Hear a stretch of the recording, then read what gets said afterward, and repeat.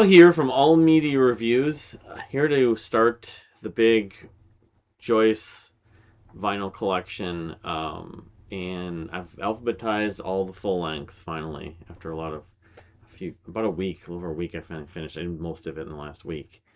And it's gonna be probably like, because there's like 1,000 records here. It'll probably be somewhere in the neighborhood of 30, 35 videos, maybe. I don't know. We'll see. And I'm starting out not with A to Z. I'll continue after a bit here on the A to Z, but just like when I did my vinyl A to Z, um, I ended up doing Kevin Gilbert and some other stuff first. I did Marillion at one. Anyway, I'm doing the Monkees first because the Monkees are sort of the most important, largest invested um, part of this whole collection, even though there's others. I might actually do Nesmith after the Monkees, but Monkees will be just a couple videos, I think, even though. But so there was one other thing I was going to mention, and I'm forgetting now. The 7 inches. The 7 inch singles will be later, because I haven't alphabetized those, and she has like probably 300 of them. That's an estimation, and the 10 inches. I'll do the 10 inch and the 7 inch probably together. So, all right, and I'm not. There's records that are not open. I'm not going to open them. I'll be showing the cases. But Joyce's only has one proper individual copy of the self-titled debut album. Believe it or not, it's just not for sale on it. It's interesting right there, but. I don't know. This is a cold gems. I don't know the origins of when she got any of these, unfortunately, but I'm just going to be showing them. So I might do a later video down the road here where I'm showing all the actual records and stuff like that. So the second record, of course, which came out like 6 months later in '66 or early '67. It was early '67, maybe. Yeah. The More of the Monkees. She's got at least 3 copies. Sundays presents limited edition vinyl pressings of the original Monkees albums. In-depth liner notes. This one, um, I don't. She got this at Agartha Records. This might have been a reissue, not that long ago. I don't know why she bought this, but there might have been something with the pressing.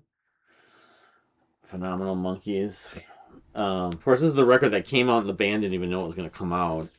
But it's the one that has "I'm a Believer," I believe, on it. But then she's got, just without artwork, a copy of from Cole Gems, More of the Monkees.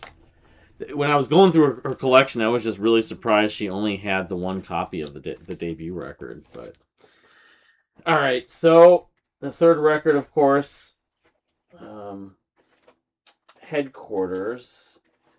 I'm looking here. I gotta. This is fortunately this is there. Okay. Which came out later in '67, I believe, like the spring of '67. A little history. She has Peter Tork sign this copy right here. Sundays. This is before I knew her. She saw Peter Tork at a show. It's the show that I think it is at the Fine Line. One time he did a show here, but so you can see his signature. And then she's got a couple other of the Sundays copies. One's on clearance back in 2016. It looks like probably at cheapo for $1. She kind of got in the habit a little bit of, like, when she'd see Monkees records, she'd just buy them as if they were cheap. And then Jaime's, the late Jaime's. This was May of 2011, maybe the first time we went there. I don't know. She had probably been to Jaime's before she met me, but it says 5/11, so it would have been sometime probably in 2011. So then this is not one that came out obviously in '67. This is selections from the Headquarters sessions. I don't know if I've ever heard this. Maybe Randy Skowski alternate mix, and some demos that probably got renamed. The writer is Buffy St. Marie, Until It's Time for You to Go. All of Your Toys, Mono by William Martin. The Girl I Knew Somewhere, of course, a Nesmith song. So, and I don't think she opened this. No, she didn't. Joyce had a good habit of not opening her records. I've done that with some, but most of them I've opened. But anyway. So then moving on to her accumulation of Pisces, Aquarius, Capricorn, and Jones Ltd. She's got it's like 4 copies, 5 copies. 5 copies. Okay, so one of them's a Rhino reissue. This is like the one that's really nice. I'm not saying that this was necessarily her favorite Monkees record, but this has a lot of. This is by some people's standards considered the best. I mean, some people consider the first record that love the early Monkees, a little like the Beatles, but to me, this is the most consistent Monkees record, I think. It has a bunch of Nesmith songs, of course, on it. What Am I Doing Hanging Around? Daily, Nightly. Um, Love Is Only Sleeping. The Door into Summer. But she had.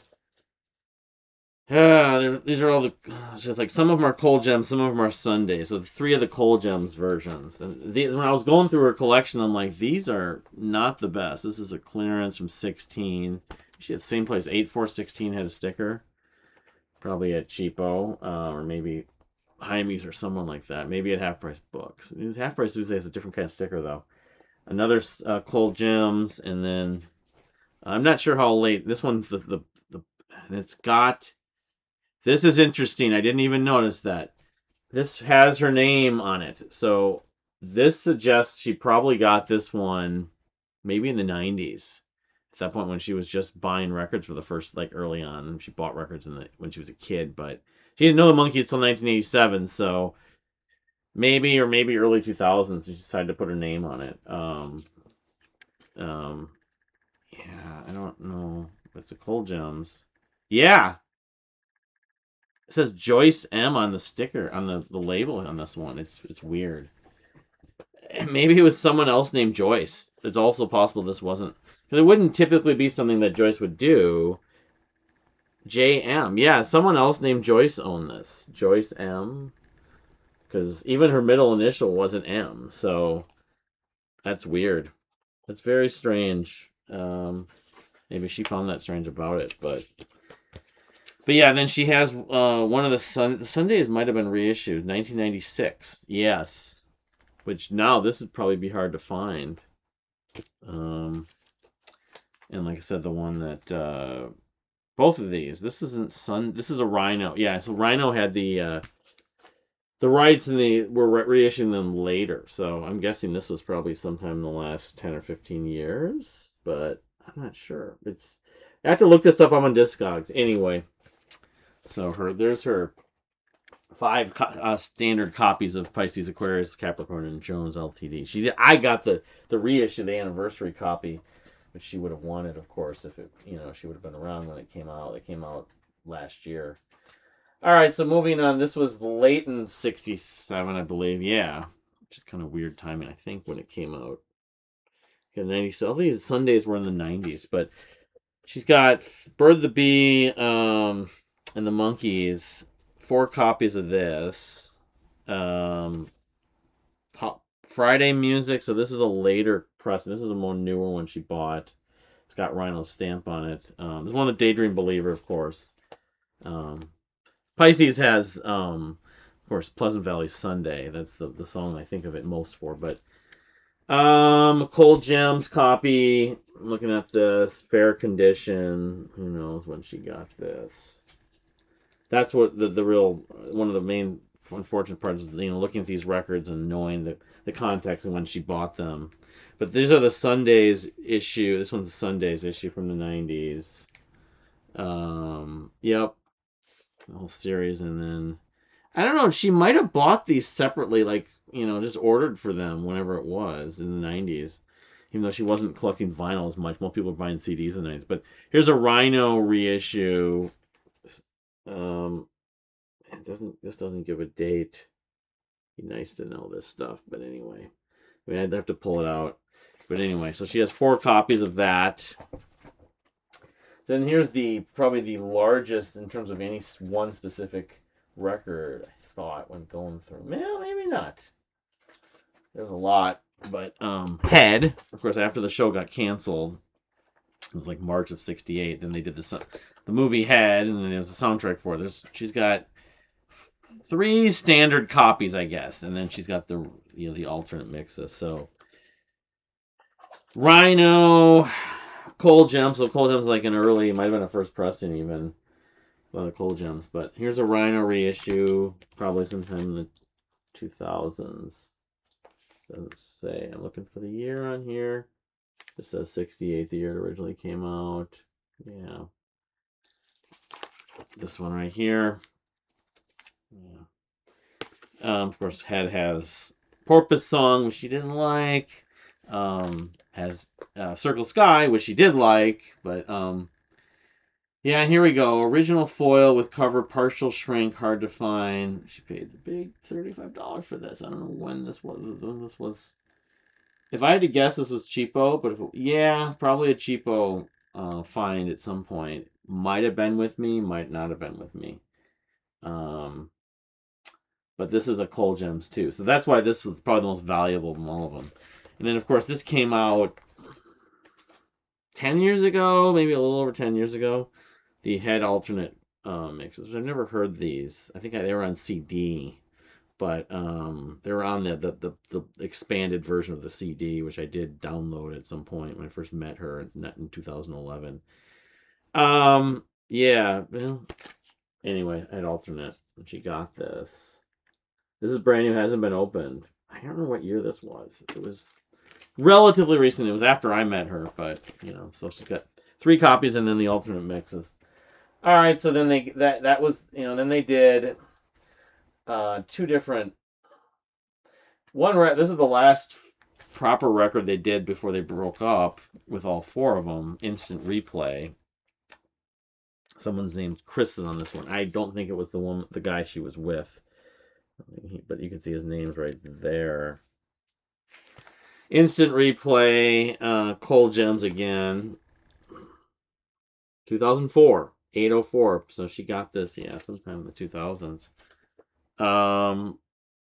And this is a Cold Gems also, which might not, this is pretty, it was used, good condition. This is a cheapo, maybe 2003. So Instant Replay, which, off the top of my head, I don't even know which of these songs what I'd say is like the go-to on it. Through the Looking Glass, maybe. I won't be the same without her, but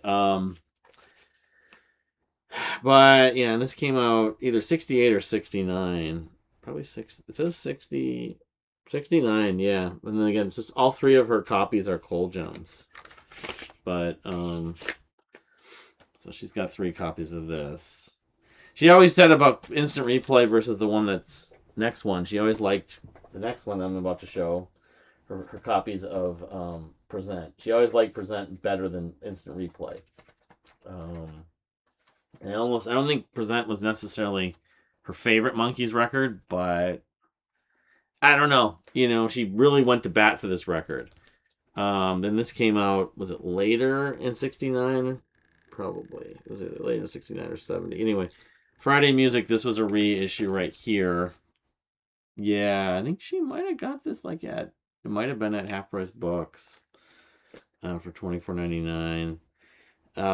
But then she's got, what are these?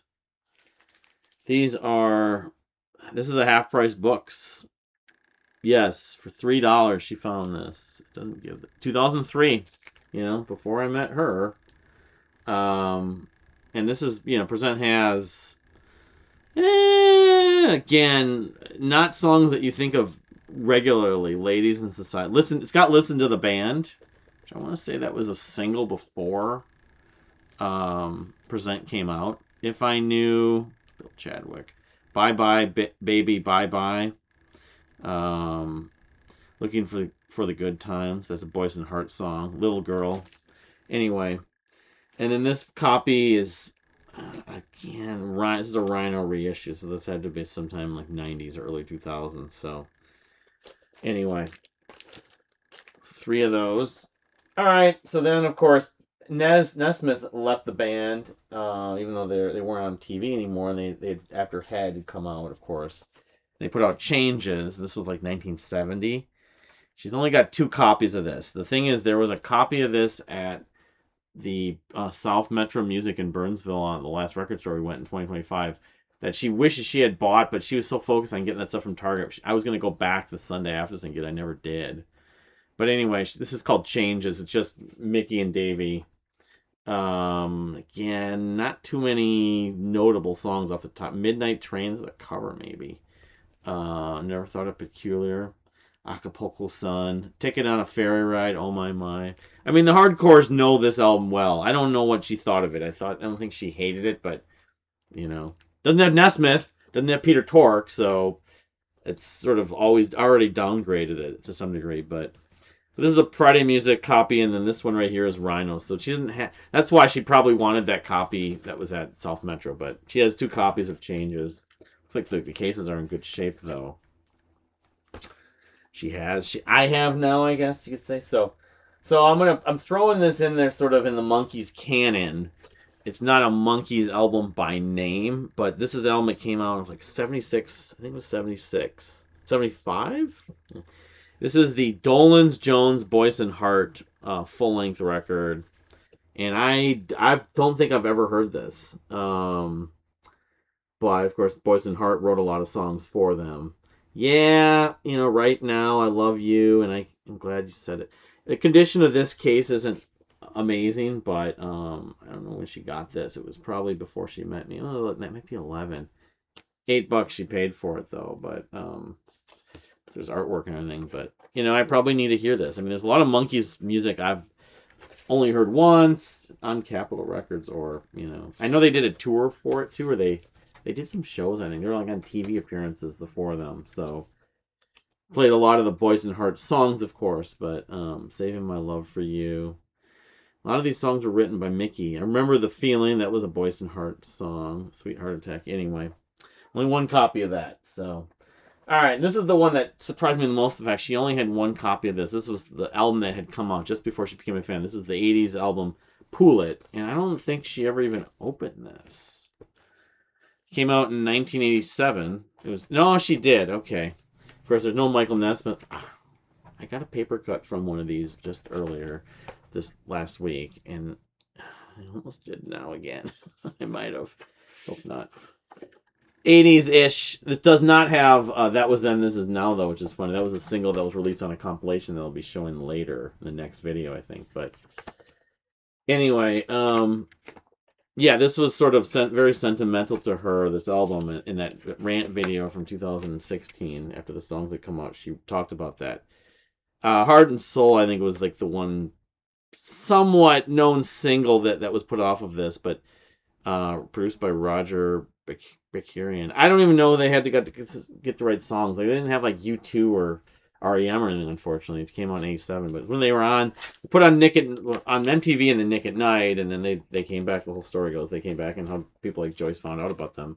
The guys were on the cover of like Teen Tiger Beat and the different magazines, and here they are these guys in their whatever, their 30s, The show had been on, but it had been popular in syndication and reruns, and ironically, Nesmith was so responsible for MTV, but he wasn't with them. He did do one of the reunion shows in LA on that first tour in '86, though. I think there might be video of it on YouTube, I'm pretty sure. This thing doesn't want to go in. Your copy of Pool It. Alright, I'm just going to have to do this later. This is the problem with these cases, of course. I know what she'd be saying right now to me. Alright, so then okay, to wind this down, the album that she talked about is her sort of least favorite Monkees album, even below Changes. Just Us from 1996, the comeback album, which, the first track on here is Circle Sky, the remake. As she was saying, there's like 4 or 5 other versions of Circle Sky. She doesn't like it, but yeah, she wasn't. This was on Friday Music. I don't know if this originally just came out on CD, and then she got it on Friday Music when it was issued, probably sometime 2012. So I mean, it was the time I was with her. I don't remember when she bought this, but I probably didn't fully know. It's really gatefold because it was a big deal for them to make this record. I mean, it's nice to have the photos of the guys and stuff, but the music on here, produced by the Monkees, is just them, and Michael Nesmith produce it, but he didn't write the music. And Peter wrote one song, she said, or something. So out of the 12 songs on here, one of them was a remake, of course, of Circle Sky. But I listened to it once, but in fairness, I'm supporting my late wife's feelings at the time. My wife saying that this is not the best Monkees record, but some people do enjoy it, so she likes Pull It more. So then to wind this down, the 20 years after that comeback record, after Davy Jones, unfortunately, R.I.P., had passed, there's Good Times, which I didn't get the vinyl. I should probably still get it. It's just the 10th anniversary of it, but the 2 copies she has on vinyl are the 2 exclusive copies. One was from Barnes and Noble, and it's sealed. I don't know if I'm going to open them right now, if I ever do open them. And then one's from FYE. This one's colored, limited edition teal blue. The big thing about the one from Barnes and Noble had Love What I Want and A Better World, the 2 extra tracks. And the version from FYE, the fact it was colored was the biggest reason. And there's a collectible sticker sheet, which might be the same thing that we got at the listening party. I'm not sure, but yeah, it's got a lot of good tracks on it. It's like not my favorite Monkees record, but it's in the top 3 or 4. You Bring the Summer, Rivers Cuomo, She Makes Me Laugh, or We Bring the Summer, Andy Partridge, She Makes Me Laugh, Rivers Cuomo, Me and Magdalena, the slower version, the ballad version, Ben Gibbard.